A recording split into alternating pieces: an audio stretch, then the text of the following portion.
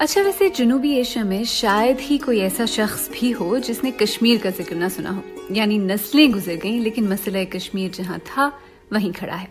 In fact कुछ लोग तो ये भी कहते हैं कि हालात बेहतर होने की जगह मजीद खराब हो रहे हैं। लेकिन कश्मीर का मसला आखिर शुरू कहां से हुआ और यहाँ तक कैसे पहुंचा? क्या शुरुआत वाकई 1947 में हुई या बात इससे भी पुरानी है? मेरा नाम आलिया नाज़की है और हमने सोचा कि इन्हीं सवालों के जवाब आपके लिए एक सीरीज में जमा करते हैं जो आप हमारे सोशल मीडिया प्लेटफॉर्म्स पर जब चाहें सुन सकते हैं। ये सीरीज कश्मीर की तारीख पर सिटी यूनिवर्सिटी ऑफ हांगकांग में associate professor doctor Fauzia loan के उन आर्टिकल्स पर मबनी है जो उन्होंने बीबीसी उर्दू के लिए लिखे और जो आप हमारी वेबसाइट पर पढ़ भी सकते हैं।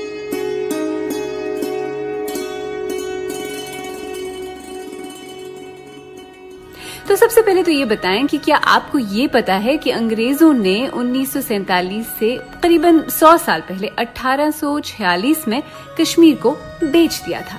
वाकई 1846 की अमृतसर सेल डीड के तहत अंग्रेजों ने कश्मीर को डोगरा राजा गुलाब सिंह को फरोख्त किया।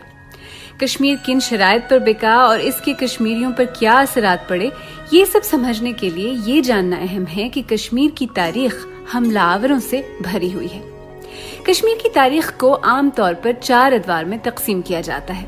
हिंदू राजाओं का कदीम दौर, जिसकी तफसील कलहन पंडित की लिखी हुई कदीम किताब राज तरंगिनी में मिलती है। कश्मीरी मुसलमानों का दौर, जिन्हें सलातीन कश्मीर कहा जाता है। मुगल दौर, जिसे शाहान मुगलिया कहा जाता है। और पठानों का दौर, जिसे शाहान दुर्रानी कहा जाता है। इनमें से तमाम गैर कश्मीरी अदवार में जो बात मुश्तरक थी वो कश्मीरियों पर होने वाले मजालिम और उनका इस्तेहसाल है, जो कि तारीख की कई किताबों में दर्ज है।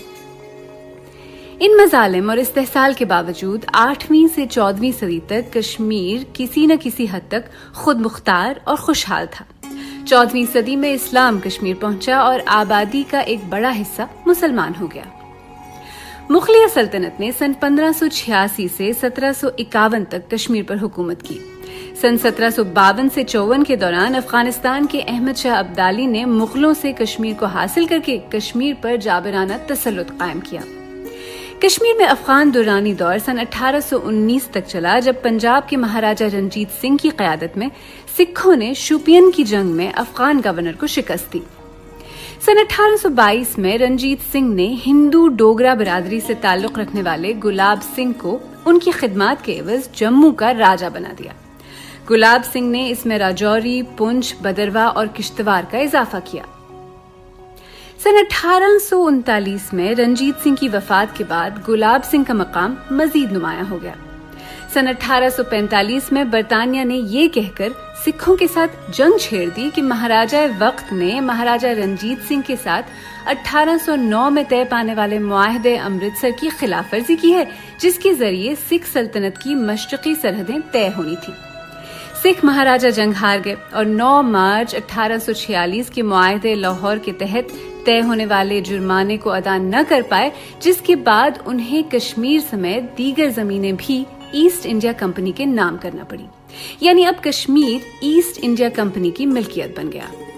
सिखों के खिलाफ जंग में गुलाब सिंह ने ईस्ट इंडिया कंपनी की काफी मदद की और इसके बदले में ईस्ट इंडिया कंपनी ने गुलाब सिंह को राजा से महाराजा बना दिया। और 1846 के मुआहदे अमृतसर, जिसे ट्रीटी ऑफ अमृतसर भी कहा जाता है, उसके तहत तकरीबन 75 लाख रुपए में यानी लगभग 1 लाख पाउंड में उन्हें कश्मीर बेच दिया। तो 1846 का मुआहदे अमृतसर आखिर था क्या? 1846 के मुआहदे अमृतसर पर, जिसे सेल डीड भी कहा जाता है, 16 मार्च 1846 को दस्तखत किए गए। इस मुआहदे का इतलाक दरियाए सिंध के मशरिक और दरियाए रावी के मगरिब के पहाड़ी खित्ते और इसके मातहत इलाकों बशमूल चम पर था। लेकिन इसमें लाहौर का इलाका शामिल नहीं था, जिस पर 9 मार्च 1846 के मुआहदे लाहौर के आर्टिकल 4 के तहत बरतानिया का दावा था। गुलाब सिंह को दिए जाने वाले इस सारे खित्ते की मशरकी सरहदों का तयन करने के लिए दोनों अतराफ के अरकान पर मुश्तमिल एक टीम को सर्वे का जिम्मा दिया जाना था। सरहदों में किसी भी तरह की तब्दीली के लिए बरतानवी हुक्काम की रजामंदी लाजमी थी और महाराजा और हमसाया रियासतों के दरमियान किसी भी तरह का झगड़ा भी बरतानवी हुक्काम ने ही तय करना था। मुआहदे के तहत महाराजा और उनके वारिसों की फौजें पहाड़ों के अंदर या इससे मुत्तसिल इलाकों में जरूरत पड़ने पर बरतानवी फौजियों का साथ देने की पाबंद थी। एक शर्त ये भी थी कि महाराजा बरतानवी हुकूमत की रजामंदी के बगैर किसी भी बरतानवी, यूरोपीय या अमरीकी शख्स को अपनी खिदमत में नहीं रखेंगे। बरतानवी हुकूमत ने अहद किया कि वो इनके इलाकों की हिफाजत करने में महाराजा गुलाब सिंह की मदद करेंगे।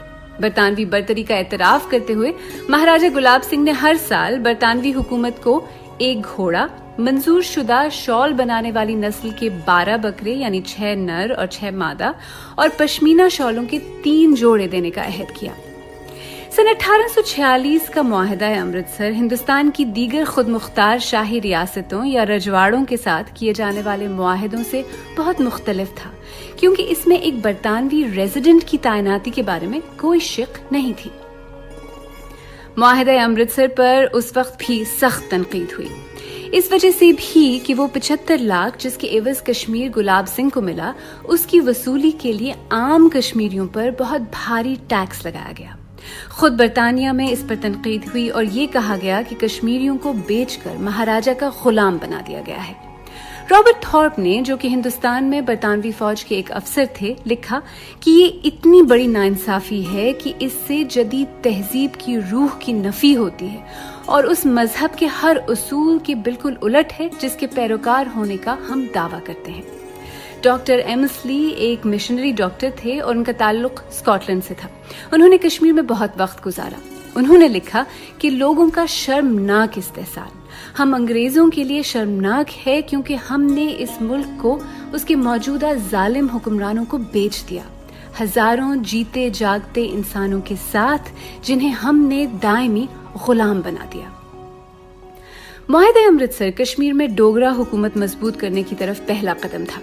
इस तरह जम्मू कश्मीर की नई रियासत बरतानवी साम्राज्य के हिंदुस्तान में एक खुद मुख्तार शाही रियासत के तौर पर शामिल हो गई। इस मुआहदे से कश्मीरी अवाम और कश्मीर की जदीद तारीख पर क्या असरात मुरतब हुए, इनका जिक्र इस पॉडकास्ट सीरीज की अगली किस्त में जरूर सुनिएगा।